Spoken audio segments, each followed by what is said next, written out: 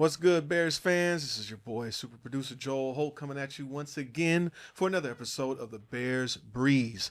And what I want to talk about today is the Bears are trying to win now. I'm excited about that.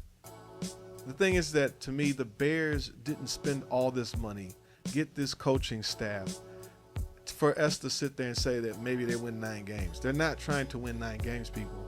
They're trying to win now. They didn't sign Grady Jarrett, who's 32, to sit there and, get him here for basically 3 or 4 years. He's here to win now for the next year or two. So I'm excited to see that. When you listen to the comments about Ben Johnson, when you listen to the comments about Caleb, you're hearing Jalen Johnson, you're hearing Tremaine Edmonds. And what you're hearing a lot about is accountability. And the idea is that they're expecting you to perform and they're expecting to win now. So it feels really good to hear that. It's sad to say that we've had to wait a very long time for us to get to this process where I didn't think it was as hard that you would put a football team out there and expect people to go out and win games. And, big guy, go hit the other big guy and see something happen. So it feels good to sit there and say, or at least maybe, have some different expectations of them trying to win. But I don't know if that's the Kevin Warren effect on top of, with Ryan Poles being empowered to make some real moves, like go get the best coach that's available at that moment, which seems to be Ben Johnson, because he was the number one consensus guy to get. But it feels good to hear those kind of comments going around Hallis Hall. It feels good to hear just the players are feeling good about, having to be accountable to do stuff already.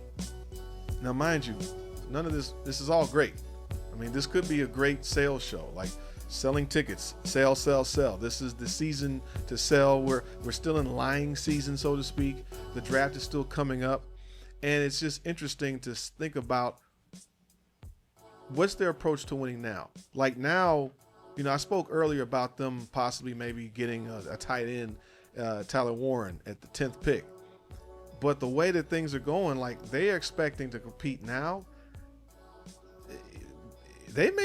I think they may make a move in general where it's like, no, I could see them going for a defensive pick because they might getting more value from a defensive player at where they're picking, whether it's 10 or if they move up. And then they could possibly, if they still want to add to the line, talking about maybe getting, competition at that left tackle spot. Nothing has really been said about Braxton Jones in terms of that he's expected to be healthy for camp. You still have Karan Amagaji, but nothing's saying that they couldn't draft a second-round player that could also compete at the left tackle spot. So it feels good to see that the Bears are trying to make some moves and actually win now. So I was looking at their schedule, and if you look at the schedule, the Bears actually have.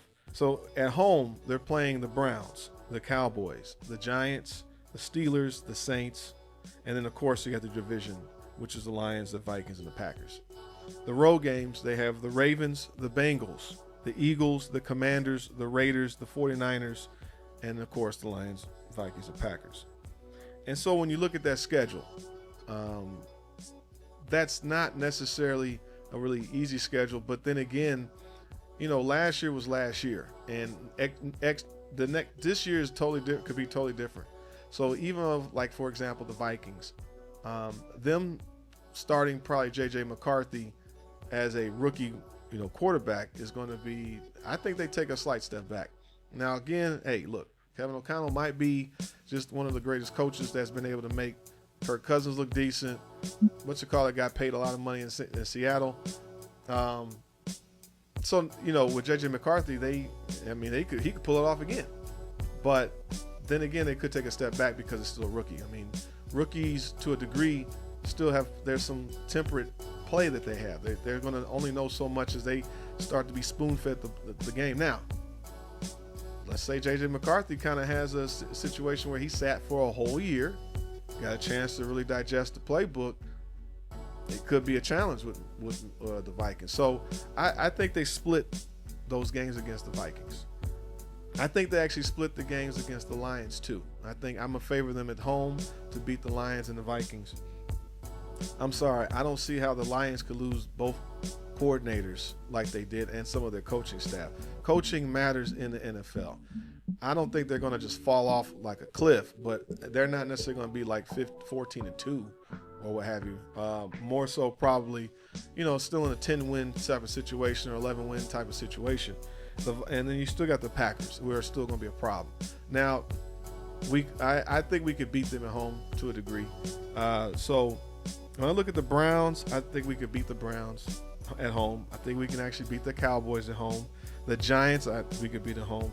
Steelers, depends. It depends on what they do, but I kind of have them losing to the Steelers, and then I have them beating the Saints. So wins against the Lions, Vikings, Packers, Saints, Giants, Cowboys, and Browns at home. So that gives them a 7-1 at home. On the road, they go against the Ravens. That could be a loss. The Bengals, they could beat them. The Eagles, loss. The Commanders, big revenge game. I'm going to give them a win there. Raiders win, 49ers win, and then I'm giving them 3 losses against the Lions, the Vikings, and Packers on the road, which to me gives them an 11-6 record. Now, mind you, this is based off just the opponents. We don't know the schedule, the timing of everything, the bye weeks and all that type of stuff. This could be adjusted. But just from early onset, with the idea to win now, the idea that Ben Johnson wants to win, looking at this schedule, it's not necessarily easy, but it is a doable schedule that they could win.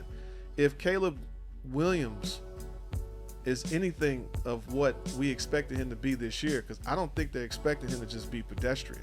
They're expecting him to actually be, now mind you, he threw 3,500 yards last year, with 6 interceptions.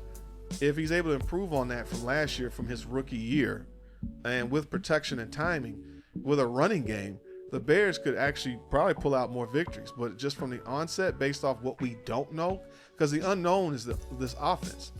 But if we're talking about an aggressive mentality with Ben Johnson, we're talking about an aggressive mentality with Dennis Allen, with an improved defensive line, they may go for a high-impact player on the defense, which offsets that, because they might go in here thinking that with better coaching, Braxton Jones could be better, Karan Amagaji might be better. We don't know. We'll see. And then they could end up drafting a tackle in the second round. Now, we don't know if they move up, which means they might give up a second-round pick to get to, say, the 4th pick or what have you, to move up wherever they want to go. But they could still get impact players with these next 2 picks. They've already filled out most of their roster. You still got Dio. So he's supposed to project as your starting defensive end. They didn't pay him a lot of money. Like, the money is telling you. They didn't pay all this money to just be 3rd in the division. They're going to contend for the division, if not maybe possibly win the second, possibly be 2nd in the division, if not win the division. They're not trying to go for 3rd, and we definitely don't want them to finish 4th. So the money is telling you that they spent the money on the coaching. They spent the money on players, and they might spend the money in the draft to get another high-impact player in the 1st round to complement what they already have in place.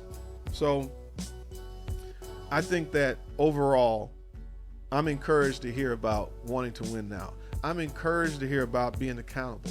I'm encouraged that, looking at this schedule, it's positive that there's a good season coming this year. And Bears fans, we deserve it. All of us have been sticking around, waiting. And so, applaud them to finally get some coaches. Applaud them to actually spend the money to get the right talent versus just spending the money just to spend it, but actually wanting to win. You think back to, recently just watching some documentaries on like the Lakers and the Celtics, for example.